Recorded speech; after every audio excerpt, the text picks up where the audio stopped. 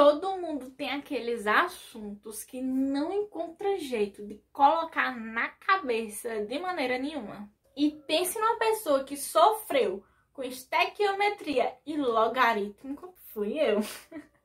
Mas chegue tranquilo, porque eu já encontrei uma maneira de solidificar isso na minha memória e eu nunca mais erro uma questão de estequiometria na minha vida, mas logo eu ainda me permito errar.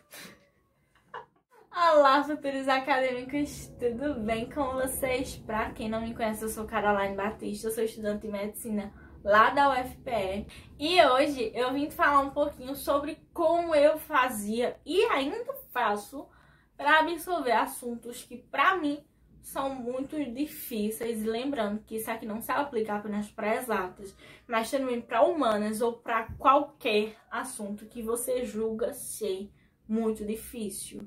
Eu só vou te pedir para deixar um like, para se inscrever aqui no canal, porque me ajuda muito e eu fico muito feliz quando você passa por aqui e já deixa o seu like. Inicialmente, nós temos que ter contato com aquela matéria. E como a gente tem contato? Isso mesmo, ou aula ou livro.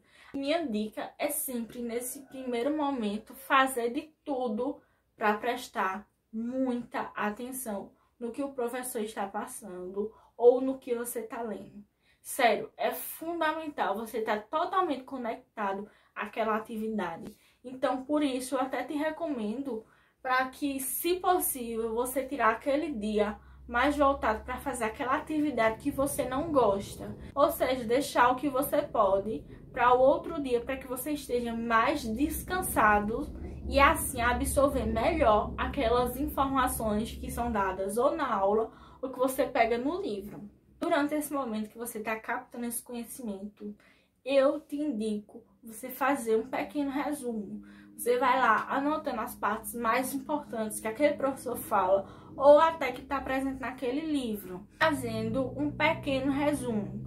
É muito importante que seja pequeno, porque não é interessante que você tente anotar tudo que o professor está falando ou então anotar tudo que está no livro. Então, durante a aula, se atente a pegar as partes mais importantes. Quais são os passos a passos para resolver uma equação? Quais são as regras e quais são as exceções? Ou então, quais são os nomes das pessoas que lideraram uma determinada manifestação? Quais eram os desejos que aquelas pessoas tinham? Quais eram as demandas? Depois desse momento de eu captar aquela informação e de eu anotar, muitas vezes o nosso problema também está no professor que nos passa aquela informação. Então, se pareceu muito difícil para você, de repente tente ver uma aula no YouTube, em algum cursinho, peça ajuda a um seu colega para ver se ele entendeu de uma forma mais simplificada. Porque aí você já começa a compreender que seu problema não é com a matéria, mas com o professor. E até aí não se diferenciam tanto quando a gente vai estudar algum assunto mais fácil. Mas aí entra as revisões espaçadas e a realização de exercícios daquela matéria. Como é que funciona a revisão espaçada? Você estudou hoje. Amanhã, ou seja, com 24 horas, você revisa o que você estudou. Com uma semana, você revisa de novo. Com mais 15 dias, você volta e dá outra olhada. Isso acontece porque o nosso cérebro, ele meio que vai captando as informações e vai fixando aos pouquinhos. Então, digamos que hoje você estudou e seu cérebro captou 5% daquela informação. Amanhã, quando você voltar, ele vai captar 10%. Mas daqui a 15 dias, ele vai captar 50%. E assim por diante, porque o cérebro da gente, ele aprende muito por repetição. Então, se atentem a realizar essas revisões espaçadas. Os exercícios também são uma fonte muito legal de você revisar. Eles desfocam a nossa atenção de uma coisa que é basicamente teórica. Então, você botar a mão na massa, você vê como ele cai. Exercitar te ajuda também a fixar aquele assunto mais ainda na tua memória. Inclusive, a minha maneira preferida, a que eu utilizei para estudar para o Enem, eu vou deixar linkado aqui em cima o vídeo que eu explico a minha metodologia de revisão com base em questões para o Enem, que foi assim fantástica.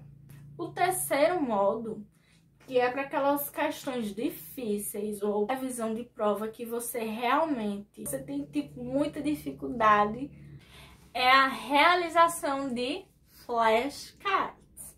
E o que é isso, Carol? Flashcards são cartõezinhos, assim como vocês podem ver, que eu faço com aquelas folhas pautadas. Eu corto essas folhas em 4 pedaços e faço cada um flashcards. Como é que funciona?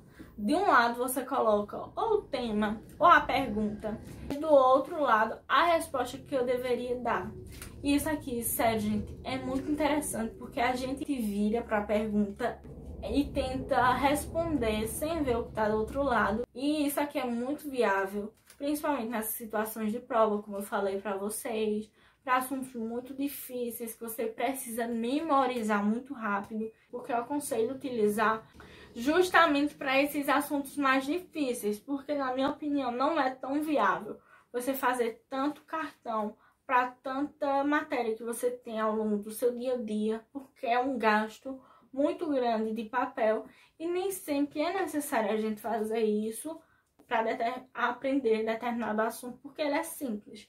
E eu espero que você tenha tirado total proveito disso que eu passei para vocês. Essa foi a maneira mais interessante que eu encontrei de aprender assuntos difíceis.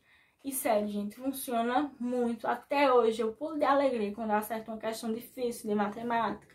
Ou então quando eu acerto todas as de estequiometria, porque eu acerto. Como ocorreu no meu Enem que eu passei em medicina, eu acertei todas de estéquio.